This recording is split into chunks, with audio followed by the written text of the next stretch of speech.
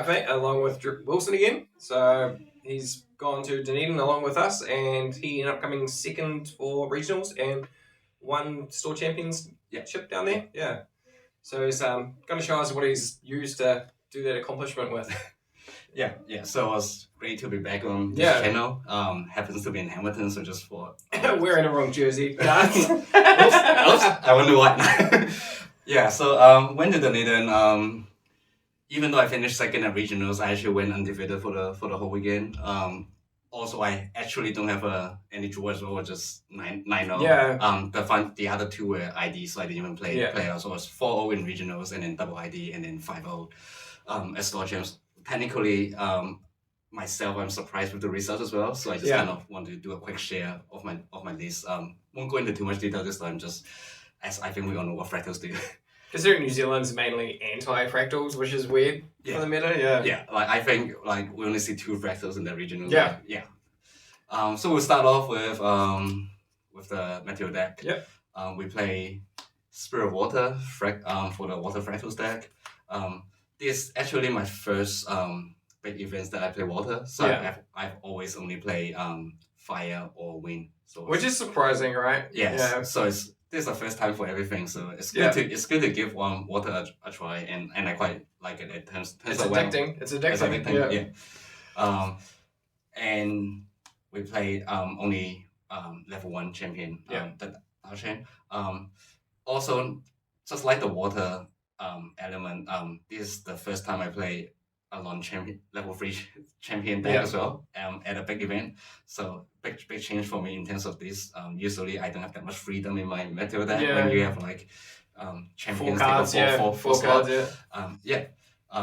Nothing much to say. If you play Belgian, you have to play the Scepter. It's literally draw 1 and help make you play a card from your memory very strong. And then we play a whole bunch of draw cards as well. The GCL, Backup Charger, and the new backup charger, backup tank, whatever you want to call it. I opt for that instead of the bubble, just so that you would. I want a full extra deck with more space for stuff. So that's half the Meteor deck.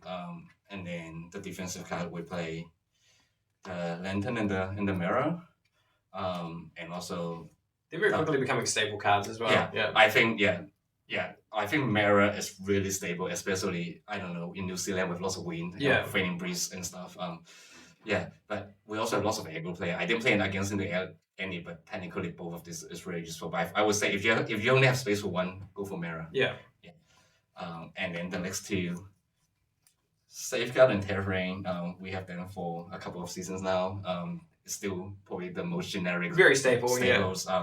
Safeguard probably one of the best defensive, I would say, regularly at the moment. Well, it's mitigating for any damage, It's like how can you get around that? And it's like, it doesn't matter if you attack me, it doesn't matter if you hit me with a spell, it doesn't matter if you hit me with something that's not an attack or a spell. It's usually just buy you a turn. At least or they have to kind of find a way. If they don't have enough damage through that, then they still can't win. And then obviously, Fractals deck, Water deck, you play the Crystal Mirror, it can help you pop any problematic items on the field. Nothing much to say on that one. And then finally, this one, I got the idea from looking at some of the Taiwan lists. And it's mainly here for the Empower one. You'll never draw into a memory because it's the wrong class. You're not playing Mage. Mainly just for the Empowerment, which I'll go through very soon. So that's the whole Meteor deck. Still on the Merlin sleeves, even though representing. And then as in the Fractals deck, we ran lots of Fractals, and probably the best one the cost 1. Glimpse 4, Glimpse 4. I still don't know why it's cost 1. That's really powerful. That means you can do so much stuff with it. It's not reservable unless you have 2 or more Fractals, but in this deck, it's always. And then I maximize as much 2 costs as well, so that you can play 3 Fractals along with this turn 1 quite easily, where you're going first or second. So Fractal Rings, most of the time you don't imbued it, but sometimes there's some cool combo you can imbued with the Glimpse, and then try to get a floating. Fractal Slow, it's probably one of my favorite 2-drop Fractals, just because it has a second effect which no one's usually cares. Yeah. But it's actually really relevant with the amount of aggro, allies and stuff. You stop them for a turn is huge. I actually use that effect. I wouldn't say a lot, but it does come up. Yeah. Fractal have insight, nothing to say. It's just a fractal. Sometimes if you don't need the receiver with that turn, you use it to glimpse just to help you stabilize even better. Yeah. So there's 16 fractals. The other 2 cards I play is the unstable. I saw Caben he ran 4 of this, but I don't really like it, so I go for 2. So my fractal counts become 24 instead of 26. But I also see lots of these just playing 20 or 22. Yeah. So I think 24 is a good spot. The second event to come up as well. Sometimes you don't want to waste your materialization phrase on a crystalline mirror. Yeah. It's literally do the same thing. But Well, it's handy if you get also people that do that cheeky, or I'm going to put my safeguard underneath the Quicksilver Grail, and it's like, cool, now I've got to kill it twice, I'll just do this amber. Yeah. It's a quite heavy cost though. It stays free and then tap, so technically it's 4 to do it. And the only reason I don't play this in 4 off is it comes in hindered, and sometimes it can slow you down or break you down a little bit. But it's still a 2 cost, so you play it. And then the final, that's 18. So the final 6 fractals are all 3 drops. The water ones, Intrusion. 2 of each. And then I played the 2 mana as well. You've probably seen the 2 more sorcery in the material deck. If we don't play the Empower package, then I would go for 3 and 3. Yeah. That's probably my choice. You can go for 4 and 2 if you value the recycle more. But what I find out when I play this deck is many of your cards do something. Yeah. So you don't really want to. Well, even when I've been testing with my fractal deck and having 4 of them, I find that tends to be a bit bricky sometimes. Yeah. And sometimes the memory, if you have a spare floating memory, that can have -1 influence on your opponent. So I like the 3/3 if I don't play that package. So that's the all the fractals we play. And then the next 12 cards should be very straightforward in fractals deck. We play the 4 shimmering refractions. Yep. And the 4 refracting missiles. So just big damage, right? Yeah. Those, they are literally fireballs. Yeah. Pretty much, yeah. But they have that can replace itself and they get a floating. Yeah. And I think it's much easier to set up than fireball when you have to go to level 3, add up your level and stuff. When the amount of fractals you play is so easy. So, and they're both fast speed. So very versatile cards. I think this is probably the 8 key cards in the deck. And then sometimes you just for the game end the burst. Versus Thunder, yeah. Sometimes it's a staple fractal card. Yeah. It's still a 4 of like it's not as strong as people think, but obviously you end games with it. Yeah. And just because it's slow, there's so many things people can do around slow speed these days. Yeah, and then next is negates, right? When we talk about water, we talk about negates. We play for criminal first, so nothing much to say here. It's just it's probably one of the best negate in the game as long as you have a few fractals out. Yeah. Most of the time they can't pay through it, especially if you have 5 or 6. They're not going to pay an extra 5 or 6 to play initially. Yeah. Then even if they do, they have nothing left in the end. And then the final 2 I play is Force Wine is still probably the most generic negate.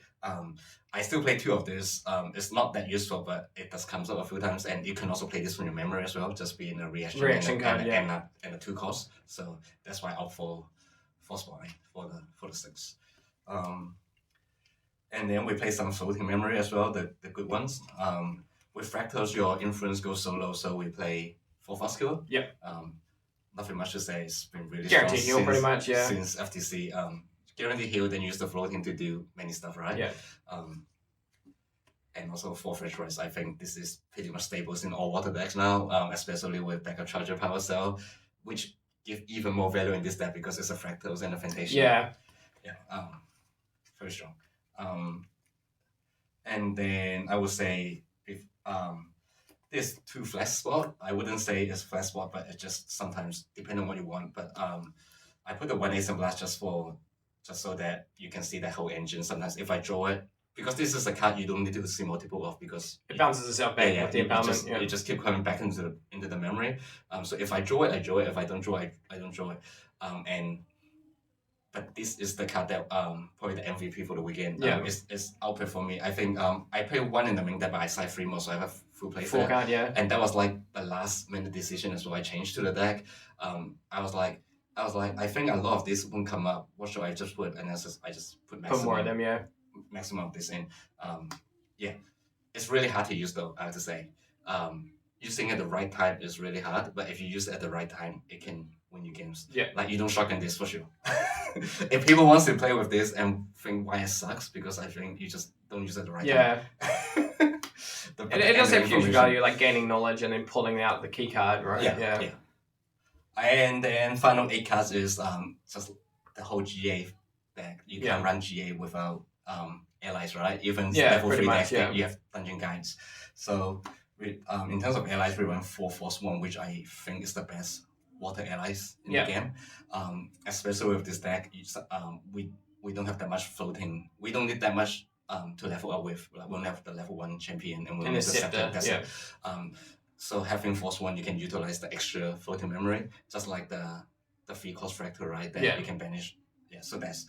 One of these, like, you banish it, draw a card, get a buff card. So it gives a pretty big, intercept or even... Yeah, it's really big defensive threat with... If you buff as 4 health, right? So most of the time they need 2 things to cure it, and with 3 attack you can retaliate and kill anything on board. So free, and even offensively it's really strong. It's so much power. Yeah. And definitely my favorite wood ally. And final 4, nothing to say. Pot of Great, draw 2. Yeah. Heal 4 can also come up, but throughout the weekend I don't think I've ever used the Recover 4. I think there's only once or twice I would think about doing it, but then I was like, the extra 2 influence would probably save me the game anyway. Probably save me the game or win me the game much faster than the heal 4 sometimes.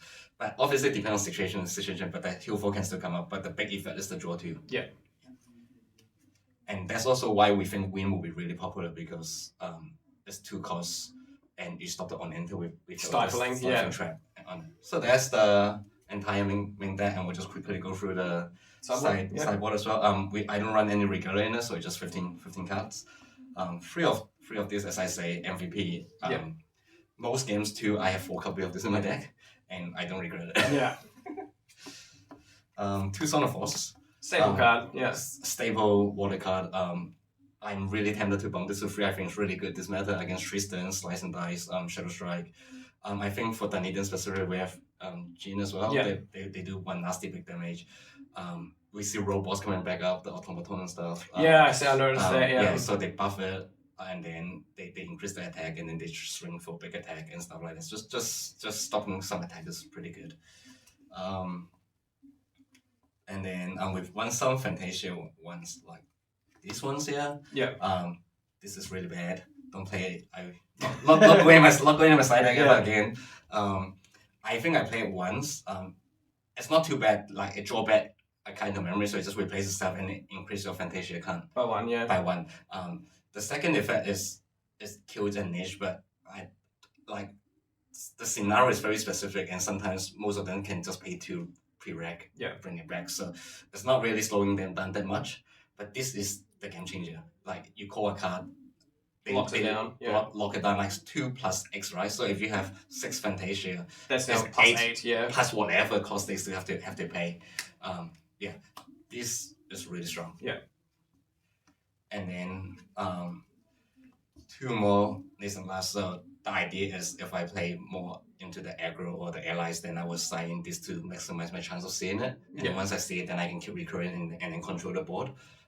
Hasn't really come up, and I think even one of the allies matchup, I side the Lace and Blast package out.